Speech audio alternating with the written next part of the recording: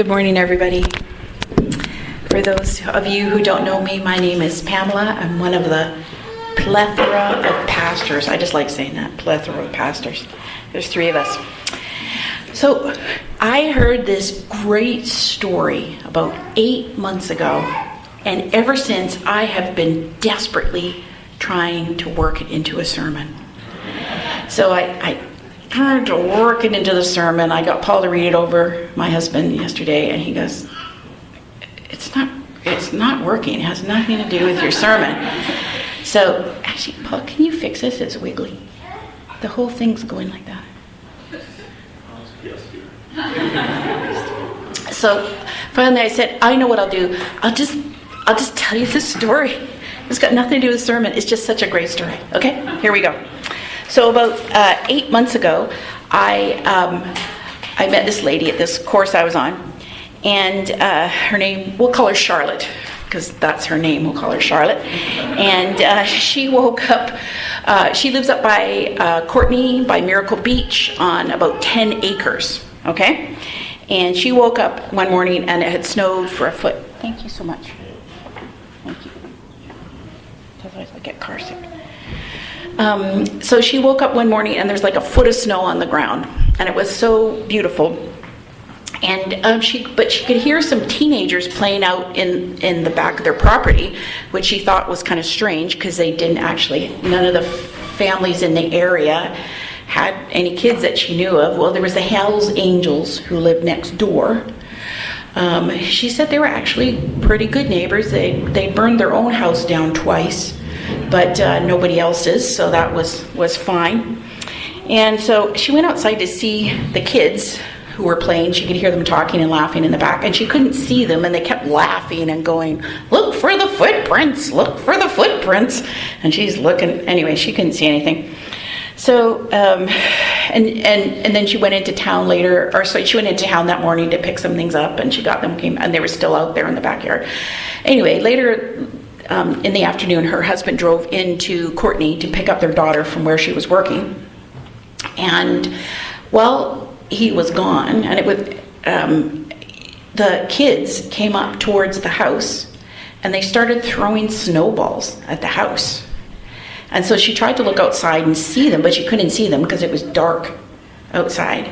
And then they came to the front door and started sort of scratching at the door and going, let me in, let me in, and like laughing, this maniacal laugh. It was so weird. She actually had taped it on her phone, like them talking and laughing, and it was wild. Anyway, by this time she is freaked out. So she phones her husband. She's hiding under her desk, crying, and she's sure she's going to die. And so she's hiding under the desk. She phones her husband and goes, look, someone's breaking into the house, and they're trying to break in. They're scratching at the door and yelling, let me in. And her husband's like, okay, I'll get home as fast as I can. And then she phones the local RCMP detachment to ask them to come. And the dispatcher goes, oh, gosh, well, Bob's out in a call right now. And, he's at least 30 minutes away. I mean, I'll radio him and tell him to come on over, but it's going to be a little while. And so anyway, she's there. Finally, her husband arrives home. And so, the car, where they park the car is a little way from the house. He can't see the house. So he says to his teenage daughters in the car, he goes, you stay here, lock the car doors and stay here. And she goes, no, this is the part of the movie where the killer pops up beside the car window and breaks it and abducts me. But anyway, she did what he said. And then her husband goes up to the front door, and then he starts yelling to his wife, come out, it's fine. And she's like, no. And anyway, he keeps yelling, and so finally he comes in the house, and he says, come and look. The Hells Angels had 2 parrots. And the snow had collapsed the conservatory they lived in. And so it was them all day out in the back laughing and talking And then when it got cold, they started scratching at the front door and going, "Let me in! Let me in!" Isn't that a great story? She was fine. So when I write a When I write a sermon, I always start with a statement of what I'm actually trying to get across. This is a good practice because first it helps me pick out the relevant material from all the things that are swirling around in my mind. And secondly, I figure if I just state my main point clearly, even if the rest of my sermon is incomprehensible, at least you'll know what I was trying to say. So, what am I trying to say? I am saying, as Rosemary has already preluded, you don't need to try and fix yourself. You don't need New Year's resolutions. If you just pay attention to yourself in a non-judgmental, curious way, you will notice things that you believe or you think or do that they don't help you. You'll notice things that don't serve you well, and you just won't want them anymore. Without striving, you can let them go. You don't need to try and fix yourself, because if you just watch yourself with curiosity, you'll see things that you no longer want and happily let them go. I recently read a book called, ironically enough, Stop Trying to Fix Yourself, by a fellow named Anthony DeMello. Anthony, or Tony, as I like to call him, is a dead Jesuit priest who lived and worked mostly in India, and I've read many of his books and tried to practice his wisdom probably for the last 30 years or so. The majority of the ideas that I am talking about today are his. So the reason that he came to this idea of stop giving up trying to fix yourself, because he kept meeting people who lived absolutely miserable lives who were completely happy. He figured, as he understood it, if these people who lived in such horrendous circumstances by any standard, horrendous suffering, if their lives didn't need fixing, then why should ours? They were completely happy, like little kids can be. You know how little kids can can be completely overcome with joy and happiness. We managed to crush it out of them, but anyway. So Tony talks about meeting this guy who was a rickshaw puller in India. Do you know those things, like those kind of carts and people run with them? And his name was Ramchandra. He said that Ramchandra was never in a bad mood. He was always laughing and joking no matter what happened to him. He had TB, so he was dying. But nothing upset him, nothing upset him. And in spite of all his hard work, he was desperately poor.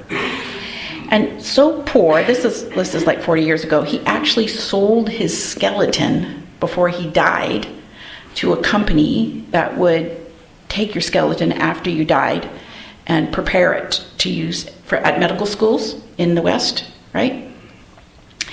And so the company would look for men who were close to death, and Ramchandra was obviously, and they would offer to buy their skeleton. So I think he got $10 for a skeleton, which was an enormous amount of money in India in the 80s that he could leave to his wife and his kids. So when Tony asked him if he was worried about dying or the fate of his family after he died, he said, well, I'm working as hard as I can while I'm alive, and the rest is in God's hands. This man had absolutely no expectations of life, so nothing upset him. He just enjoyed whatever he could in his miserable life. Ramchandra knew something that most of us privileged folks in North America never figure out. Here's what the majority of us do. The mistake we make in our encounters with reality. both good and bad, we do not realize that it's not the person or the event right in front of us that is making us angry or fearful or excited or joyful. At best, that's only partially true. It is the things we believe about how life should be. It's the ideas that we're attached to. It's the way our society has programmed us. It's not the actual circumstances that will determine whether what happens in our lives can give us joy or not. So what happens to babies that they lose their ability to completely enjoy what's happening at the moment? I think that they are taught from a very early age some ideas that are false. Unfortunately, our society, our culture doesn't allow children to enjoy the real nutritious food of life. What is the food of life? Work, play, being in the company of others, enjoying the pleasures of the senses like a sunset or a good book. We teach our children that the real food of life is not satisfying and that we need additional things to have a fulfilling life. Like what kind of things?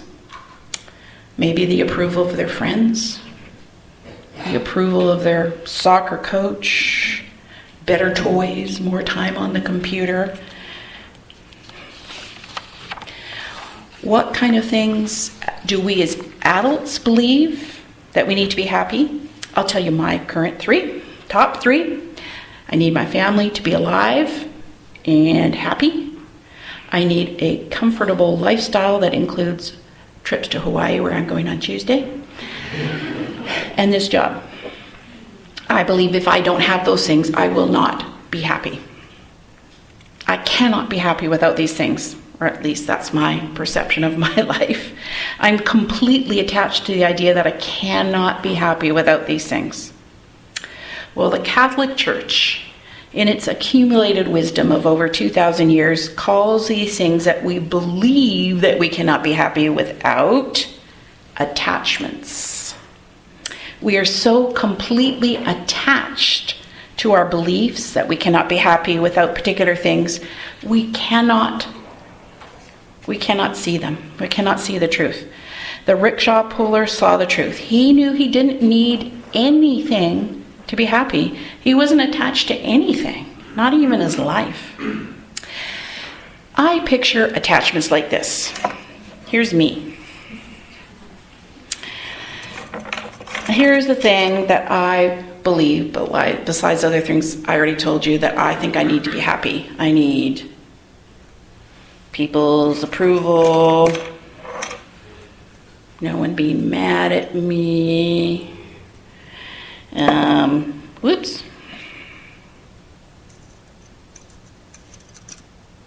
Here we go. And, if we look at ourselves and we think, gosh, I wonder if my life would be a little bit easier if I wasn't dragging this around all the time, if that ever occurs to us, then what happens is we just look at the other people who are in our immediate family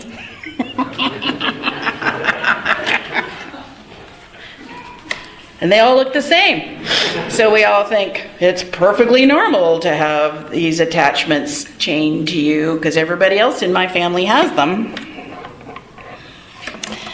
So, and then of course there's the things that our society values, like, success, money, prestige, power, right? All those things that our society believes that we need to be happy. I'll just leave that there for you to contemplate. No? Okay. In my family growing up, and my father repented of this when he got older, okay? But when we were little, he used this form of discipline that was extremely effective. He never yelled at me. I never remember him spanking me.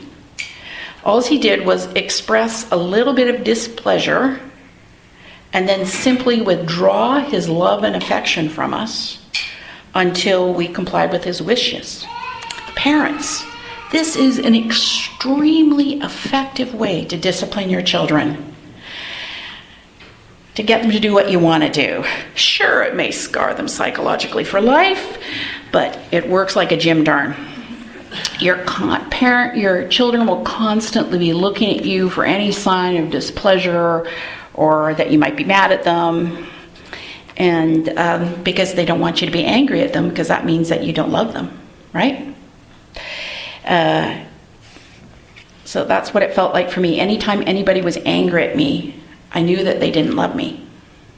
And actually, here's a handy hint. If you ever are trying to get me to do something and I'm not complying, just show a little bit of anger and stonewall me. I will snap into place. I will acquiesce very quickly.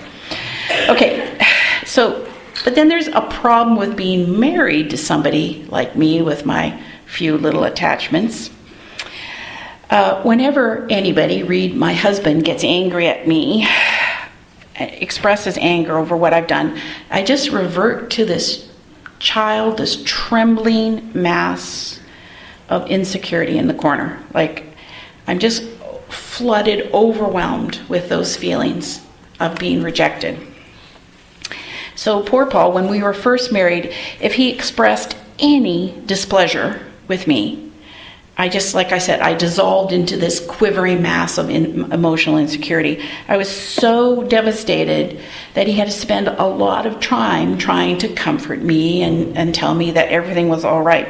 And so after a while, he realized it was simply easier not to express any anger, not to tell me why that he was upset, because it was way more work to comfort me than it was to deal with his frustration over the irritating things that I do. So it kind of meant that he wasn't allowed to express his frustrations or anger. And I just couldn't believe him that he could be angry at me and love me at the same time. All my siblings do this. We are constantly checking for any displeasure or anger in the people around us so we can conform and they won't be angry at us anymore. So, what is my attachment? My attachment is believing that I cannot be happy. I cannot live without Paul's approval. Now, I'm sorry, Paul Teal. I mean my husband, Paul Welle, not you.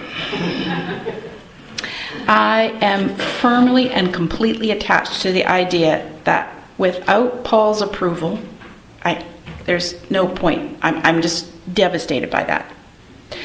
If Paul shows any signs of being tired or out of sorts, I immediately, this isn't irritating at all, I immediately start asking him, are you okay? Are you mad? Are you mad at me? Why aren't you talking? I mean, the guy, he's just tired. But, I interpret it like that. Have you noticed that about yourself? Maybe not my weird attachments, but any other ideas that you are attached to that are rooted in your childhood? Things that are rooted in our childhood, like fear and shame, are not exactly rational. When I experience deep shame or fear, I don't exactly think rationally. My ability to think just seems to evaporate, and I just exist in the pain. So, how does one get rid of those pesky attachments so you can be like the rickshaw puller? These things that I believe that I must have in my life to be happy, well, so far, my go-to method has been relentless self-criticism, and I am good at it. I've done it my whole life. I constantly ask myself, why are you so reactive? What's wrong with you? Why can't you just get over this and be normal, whatever that means? Has my self-criticism over the last 40 years been very effective in changing my behavior? No. But hey, it might be in the next 20 years or so. I've only been at it for 40 years. So here's what Tony, the Jesuit priest, suggests. Tony says, how about if you let go of that constant criticism and just watch yourself in various situations without judging your behavior. What I like to do is I make this little mini me, and then I sit myself, it's usually on this shoulder, I think. On this shoulder, this little mini me that's in my mind, and I just watch myself. It can be interesting. Actually, just try that for a second now. In your head, just imagine a little mini me, you, and put it on your shoulder. What? No, don't put me on your shoulder. That'll be irritating and it won't work. And then you just sort of watch yourself, just see what you do. So then you can watch your interior dialogue and how I behave.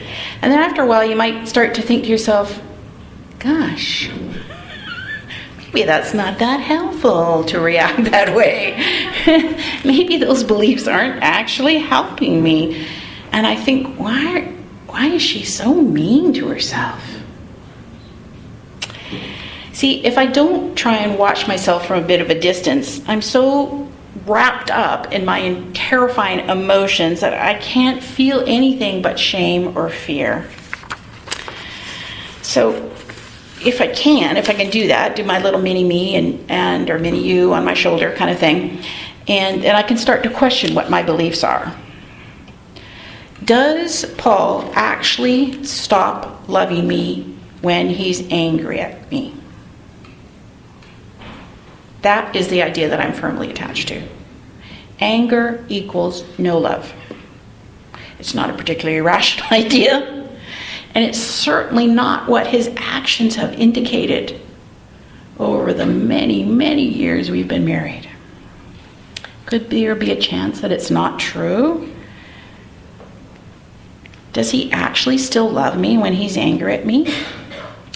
What might happen if I just let that attachment, I let that idea go?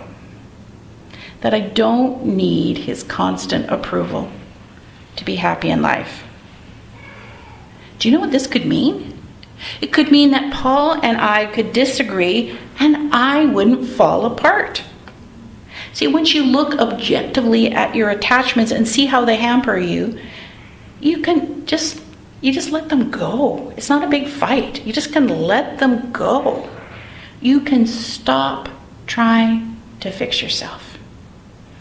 You can trust yourself and God to show you what is hampering you in life. And when you can see it clearly, just let it go. It won't take a huge amount of willpower to change. You just won't want to do that anymore, and that attachment will dissipate. No New Year's resolutions needed.